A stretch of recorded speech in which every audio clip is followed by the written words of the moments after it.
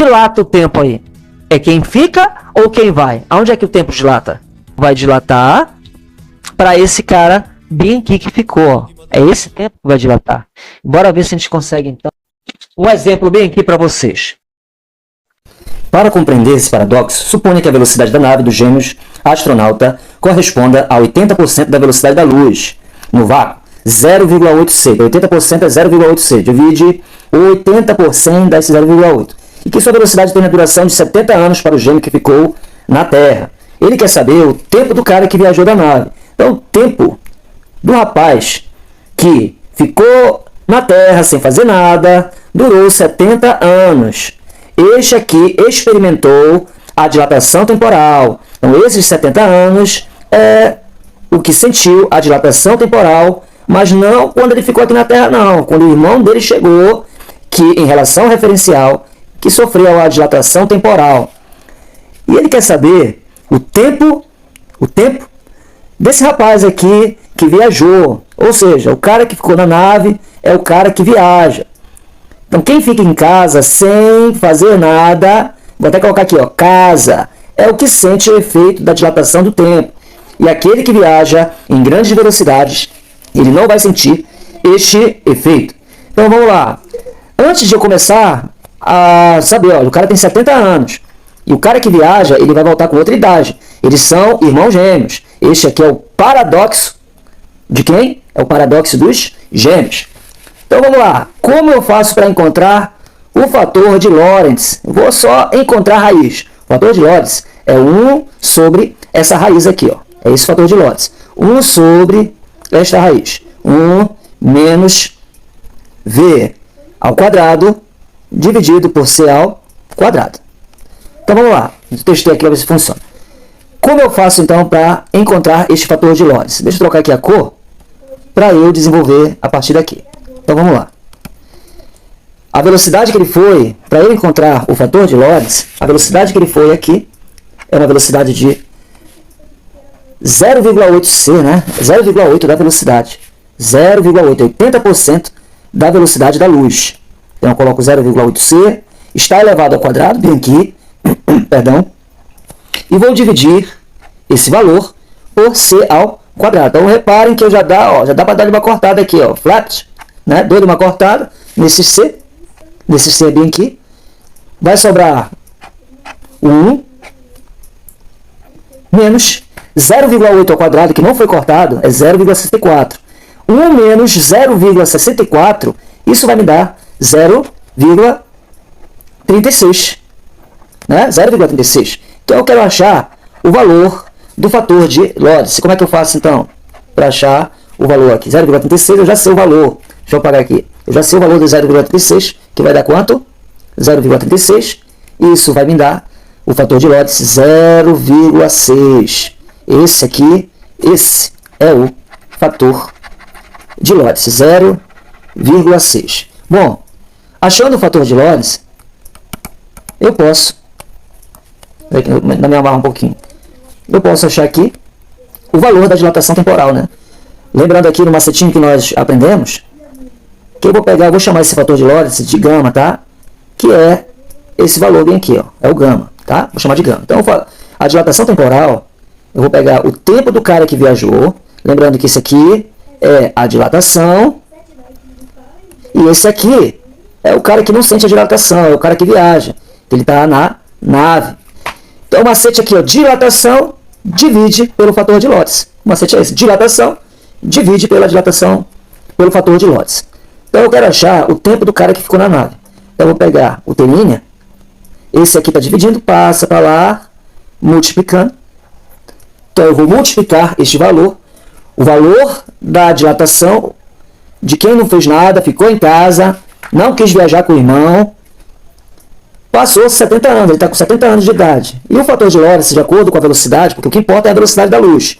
De acordo com a velocidade da luz, já que ele foi 80% da velocidade da luz, aí o tempo vai mudar. Né? De acordo com Einstein, Lorentz, se eu altero a velocidade da luz, eu me aproximo da velocidade da luz, o fator de Lorentz vai aparecer. Eu já sei que é 0,6, 6 vezes 7, 42, olha aí, ó. Tá novão ainda o rapaz, 42 anos. Passou apenas para ele, ainda vai viver muito, enquanto... Mas lembrando, gente, ele não viveu o mesmo tanto que o irmão. O irmão viveu 70 anos. Ele viveu menos, porque ele viajou. Então ele deu um salto no tempo. Olha só quanto tempo ele viajou no tempo. Então ele perdeu o tempo aqui, né, foi de 70 menos 42, né, isso vai dar 28 anos, né, que ele perdeu lá com a família dele. Mas não passou tudo isso para ele, tá bom? Ele não, nessa questão, ele não disse quantos anos eles tinham antes, né? Só disse com quanto é que o irmão dele tá. Então, ok, gente, então, vamos aqui passar para mais coisa. Imagina só que o comprimento do irmão é quanto? 2 metros. Mas se é o do irmão, é o comprimento deles, eu vou utilizar o L ou o L0? É o comprimento deles. Qual será? O L ou o L0 que é 2 metros? Será que é 2 metros? 2 metros é o comprimento dele normal, né? É o comprimento dele normal. Então, se é o normal, tu vai colocar L0, que é o inicial, entendeu? É o L0, 2 metros é o tamanho deles inicial, antes dessa variação. O T0 é o tempo normal, é o inicial, antes de fazer a viagem, entendeu? O zerinho representa, para você decorar, para aquela pessoa que está normal, inicial, sem viagem nenhuma. Então, esse é o início. Agora, ó, imagina só que ele pergunta qual é o comprimento do irmão observado pelo irmão da Terra. Qual será esse comprimento aqui? Aí você vai pegar, já que o comprimento vai reduzir, eu vou multiplicar, ou eu vou dividir pelo fator de Lorentz. Já que o comprimento vai diminuir, e é o contrário da dilatação, eu vou pegar esses 2 metros e eu vou multiplicar. O tempo dilata, divide. Tempo dilata, divide. Eu vou dividir pelo fator de Lorentz, pelaquela raiz, que foi 0,6, não foi que a gente encontrou? 0,6 o fator de Lorentz que a gente descobriu. Né? 0,6. Foi esse gama aqui que a gente descobriu. 0,6. Bom, esse aqui é o fator, 0,6, já encontramos. Para te achar a dilatação do tempo, tu vai dilatação divide, né? Você dividiu por esse 0,6. Mas o comprimento vai diminuir do irmão. Lembra que a nave é chata? Então o comprimento vai diminuir. O comprimento passaria a ser quanto? 2 vezes 0,6, quanto é que passaria o comprimento? O comprimento passaria a ter 1,2 metros. Esse seria o comprimento. Já pensou? O cara, olha só, ele ficou baixinho. 1,2 metros seria o comprimento do rapaz. Imagine que nessa mesma situação, ele pedisse a massa do corpo. A massa. O macete é o seguinte. Se ele está pedindo a massa agora, qual seria a massa, a variação da massa, para que a velocidade da luz permaneça constante? Se ele pedisse aqui, como é que você acharia? Imagina que o irmão, ele tenha 80 quilogramas. É a massa do irmão. Se esse é o início de tudo, é a massa dele, 80 quilogramas, vai colocar no início ou tu vai colocar no fim? No início. Então é 0 ou é 0 ou é sem o zerinho? Tem que ter o zerinho. Então imagina se ele pede, qual é a massa dele? Qual a massa do irmão observado pelo irmão que ficou na Terra? Então você vai pegar a massa também, gente, o corpo ele vai ficar mais pesado, tá, gente? É como para que ele ficasse lento. O corpo ele vai ficando mais pesado para quem está observando de fora. O corpo fica pesado, então a massa vai aumentar. Quando aumenta, você não vai ter que dividir, igual no tempo? Então o tempo para dilatar, a massa também vai aumentar. Então se aumenta, dilata, divide, dilata, divide. Então você vai pegar esses 80 e vai dividir pelo fator de Lorentz, que já descobrimos lá o fator de Lorentz, que foi quanto? 0,6, que descobrimos lá no início do slide, descobrimos que é 0,6 o fator de Lorentz, que é essa raiz bem aqui, ó. 1 menos 0,74 é 0,36, raiz de 0,36 deu 0,6. Então, eu peguei esse fator de Lorentz, que é essa raiz bem aqui, e vou dividir por esse 0,6. A vírgula passa para lá como 0, fica 800 dividido por 6. Por favor, alguém pode me ajudar? Quanto é que é 800 dividido por 6? Quanto é que vai dar isso? Me ajuda aí, gente, enquanto eu desenho aqui. 800 dividido por 6. Por favor. Eu só escutei o E. 133, se eu não me engano. 133. 133, se eu não me engano. Não me engano. 133.33333333333333333. É a luz. Então, essa vai ser a massa daquela pessoa. Então, ele vai olhar a pessoa baixinha, vai olhar a pessoa pesadinha, né, com 133,33, e vai perceber que né, quando ela parar essa viagem, ela vai realmente estar viajando no tempo. Ok? Basta você achar a raiz e você vai achar do tempo, achando a raiz de 1 menos v quadrado sobre c quadrado, que é Lorentz. Achou a raiz, você vai saber a dilatação do tempo, o aumento da massa e a contração do espaço. A massa e o tempo eu vou dividir pela contração, eu vou dividir pelo fator de Lorentz, que é essa raiz aí, e o comprimento eu multiplico por essa raiz aí, que é o 0, e nesse caso é 0,6. Ok?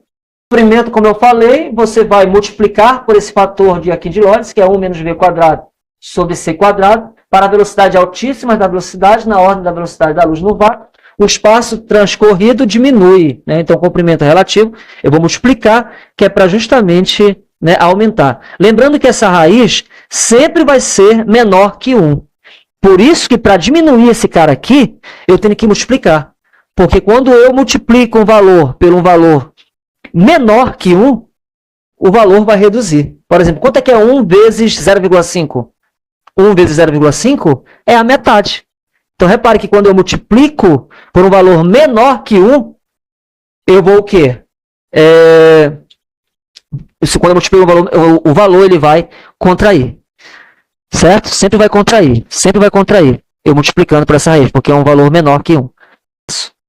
Eu tenho aqui a massa e energia, que é a famosa fórmula de Einstein, é igual a mc ao quadrado, a famosa fórmula de Einstein. Na bomba atômica, em radioatividade, o que é a fórmula de Einstein? Porque descobriram que quando se eu encontrar um elemento que emita partículas que viajam na velocidade, na proporção, na ordem de grandeza da velocidade da luz, viajam muito rápido, não preciso de muita massa, porque na física de Newton e de Galileu, o que dava energia para um corpo? Era a massa, né? Quanto mais massa, mais energia. Para alimentar uma montanha, eu precisaria de muita energia, né? Quanto mais massa, mais energia. Aí já Einstein disse, não, gente, vocês podem procurar outras coisas, porque eu descobri uma fórmula aqui, que não é minha, que essa fórmula não é de Einstein, viu? Que não é minha, mas é ele que, mas ficou, o artigo foi dele, viu? É igual a mc ao quadrado. A energia depende da massa, sim, mas se eu descobrir um material que emita com grandes velocidades, vai ter tanta energia que essa velocidade ela é elevada ao quadrado. Então, se a luz já é poderosa com a sua velocidade, imagine ela elevada ao quadrado. Então, se eu pegar elementos com massas desprezíveis,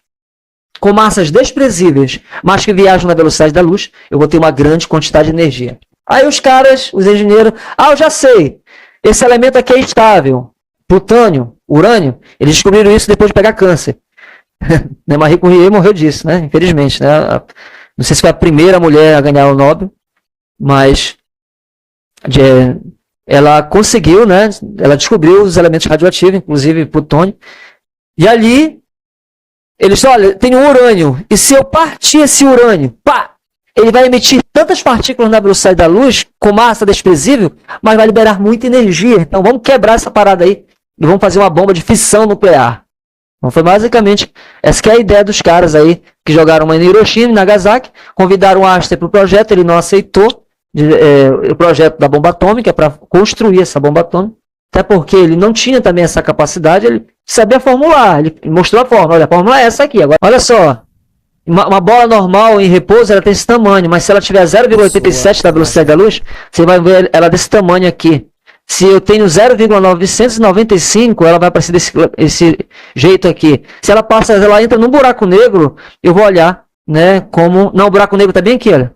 Praticamente na velocidade da luz, né? Dizem que o corpo ele vira a própria luz lá dentro, né? Isso é uma crendice, quem entra ali vira a própria luz, como se fosse um teletransporte, né? Você se transforma em informação e ali você, né, pode de um buraco de minhoca através de um outro buraco negro de saída. O que é um buraco de minhoca? É um buraco negro de entrada, um outro buraco negro de saída Então nós temos uma entrada e uma saída, e nós temos um buraco de minhoca, que é a união de um buraco negro feito de matéria e outro buraco negro feito de antimatéria. Então diz uma teoria que se por acaso você entrar nesse buraco negro, você é a própria luz, e você fica como um macarrão. 0,999 você... Mas a teoria que eu tenho é que você não sente esse efeito relativístico, só para quem está te olhando de fora que vai ver essa situação toda. A conservação do momento linear. Nós temos aqui a massa relativística, a massa também ela vai aumentar, a massa ela vai ser dividida, e essa massa também pode ser representada pela forma de Einstein, que é igual a mc ao quadrado. Esse mz ao quadrado, esse m ao quadrado aqui, que é a massa de repouso, é a massa da pessoa que não está viajando. Eu vou inserir bem aqui. A massa relativística é a outra, que vai sentir o efeito da relatividade. Essa aqui é a relativa, e essa aqui é a do repouso. Energia do repouso. Em 1 grama bem aqui, com 1 grama só, eu vou conseguir essa quantidade de energia. Com 1 grama, eu vou obter tudo isso de energia. Por quê? Porque o corpo ele está viajando na velocidade da luz. Então, não preciso de muita massa para produzir muita energia. Vamos aí e a luz.